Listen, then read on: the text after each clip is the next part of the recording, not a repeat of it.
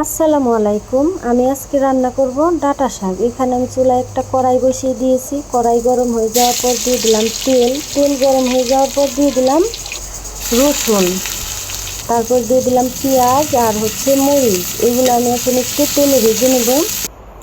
ভাজা হয়ে গিয়েছে, এখন আমি দিয়ে দেব চিংড়ি মাছ। আমার চিংড়ি মাছগুলো একটু বড় ছিল, এই জন্য আমি খোসা ছাড়িয়ে ছোট ছোট করে কেটে নিয়েছি।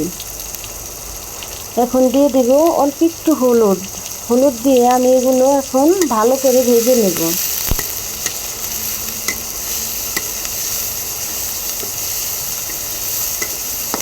ভালো করে ভেজে নিলাম। দেখুন ভালো করে ভেজে নেওয়া হয়ে গিয়েছে। এখন দিয়ে দেব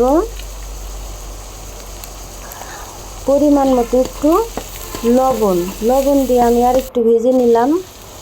ভাজা হয়ে গিয়েছে, এখন আমি দিয়ে দেব ডাঁটা শাকগুলো আমি ঝুরি করে কেটে নিয়েছি।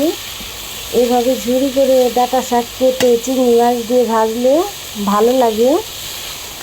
এরপর আমাদের বাগানের ডাঁটা শাক, এগুলো সার বিষ ছাড়া, দেখুন শুধু জৈব সারের। কত সুন্দর কালার হয়েছে, একদম সবুজ কালার। শাকগুলো আমার রান্না হয়ে গিয়েছে,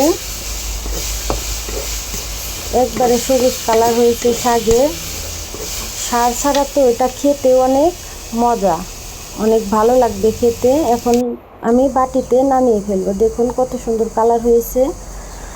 যার আমার এই ভিডিওটি ভালো লাগবে অবশ্যই লাইক কমেন্ট করবেন এবং চ্যানেলের পাশে থাকবেন।